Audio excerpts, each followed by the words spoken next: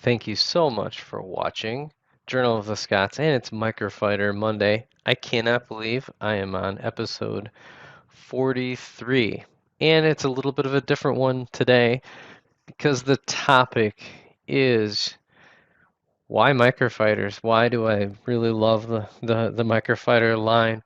Why, as a fairly new collector and kind of as a getting out of my dark ages, why did I do microfighter as kind of the first line and area to collect? And I'm just so excited that a couple weeks ago or last few months, I've been able to complete my collection. So if you're a first time watcher, check out all my Microfighter Monday playlist. It's got all of the ships. I believe I'm doing this off the top of my head here. Believe there's like 39 ships. There's less than that because there's so many dual packs right in the actual series. We've look on over a couple different topics like my least favorite, my most favorite that I did recently, and then even we took a look at creatures. Are there going to be a few in the future? What does the future hold for microfighters?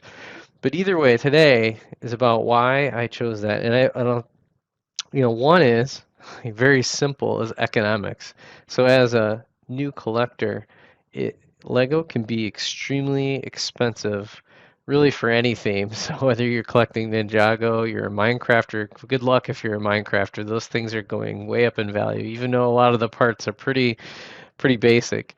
But Star Wars in general is a very expensive. Some sets are better than others. I've been doing pretty well on Facebook Marketplace and Mercari and eBay. I've kind of had to kind of go through and, but the one first area that I've been able to complete was Microfighter, and part of it is the economics of it. They're only $10, and we'll see how long this lasts. There's rumors that it could be the end of the $10 microfighter. I hope not. If you look at the piece count, and again, I know piece count isn't everything, but there are a lot of small parts on these.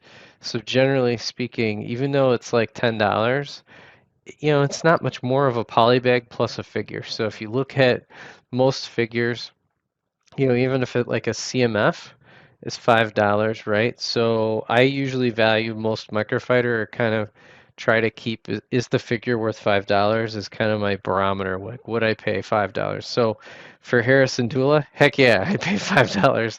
In fact, I'd probably pay $10 or 15 or maybe even 20. So that's a good barometer. And then you look at the build itself, like is it basically bigger than a poly bag? Most poly bags are anywhere from like $2 to $4. So can it kind of round things out with like a really good, feel good $5 build, right? That's kind of how I look at it. And I would say we found the majority of them are really good. Most are fantastic. A couple duds here and there. Really hasn't been that many. Probably the first order microfighter is the only one that can really come to my mind where I'm like, the only reason it's in my collection is because I'm completing this journey here. So, what else do I like? Okay, so it's $10 and I'm able to complete it. Again, if you think in theory, less than 400, so $400 and less, you can complete the whole thing. Now, if you missed it, you're gonna pay a premium. Like the Ghost, could be, if you really get lucky, you might be able to get this for like $20 used. Otherwise, like new and boxed, you're looking at $30, $40, sometimes even used. I actually got it in a lot that had the advanced prototype and the snow speeder included.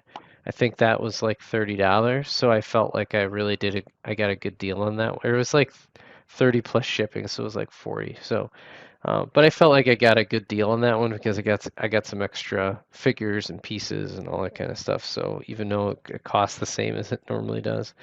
Um, so yeah, I mean, so for $400, you can probably we're in the $500 range. You can definitely under $1,000 collect all the microfighters if you really stay patient, work it. Again, because most of them are all 5 years or less, right? In terms of when they were released. I believe the earliest one was it 2014. I may be off. 2013, 2014, somewhere in that range was kind of the beginnings of it. So it's fairly new. Where some of the other sets, there's just large waves. They're bigger sets, and then the prices have skyrocketed, right? So they started off at like $100 set, and they're now $1,000 set. So that's not the case with the microfighter. The only ones that you really will get pinched on are the Rebel series, and then of course anything with a clone in it is gonna get you a pretty penny. So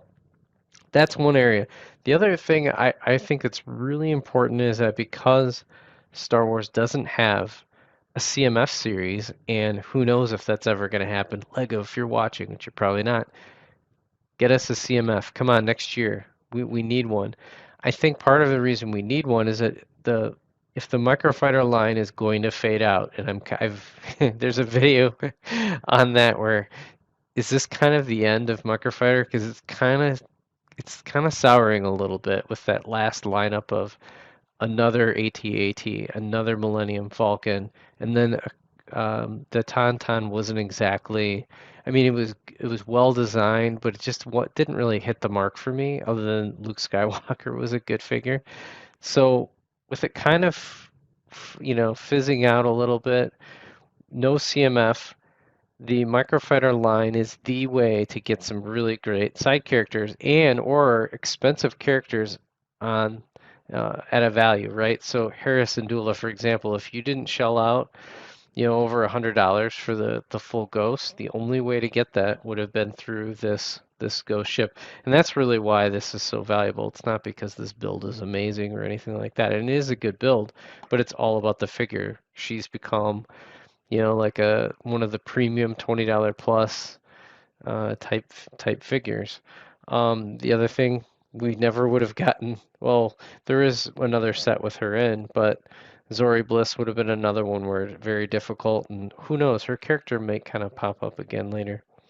Another one is like Snap Wexley. These are just examples of and Thrawn Net is another one where the original X-Wing microfighter that came out. Like these are great side characters that would we ever have gotten in a set? They're very unique. And then at some point, these could kind of shoot up in value because if you're trying to recreate a scene, the only way to do it is through getting these. So, and that's the value of the CMF or microfighter, the smaller builds, is getting these great figures with nice little complementary builds. And then what I haven't done yet, and maybe I will do in future videos, is at some point create like little displays for these that kind of are appropriate. I haven't done anything. I'd love ideas. I've seen a few, like the only microfighter artist, I guess, or mock designer that I follow is Ben Rollman. So he's Ben Brick Designs, and he does really great little his own custom designs and then does nice stands for them, and they look fantastic on display. So I might do a few of his builds. So stay tuned. But I don't have the bandwidth quite yet with the mock happening. So that's why I love it. Again, it's economics. There's great figures, and it's just again, you're able to complete, and some of them are really fun and playable, and they really add a little bit, add a lot of value. So they're not huge for being added into mocks, but you never know. One could make an appearance in my Mos Eisley Cantina mock build, the Millennium Falcon, or something along those lines. So thank you so much for watching. Let me know in the comments, why do you like microfighters or what don't you like about microfighters? Let me know, and we will catch you next Monday on the next Microfighter Monday series.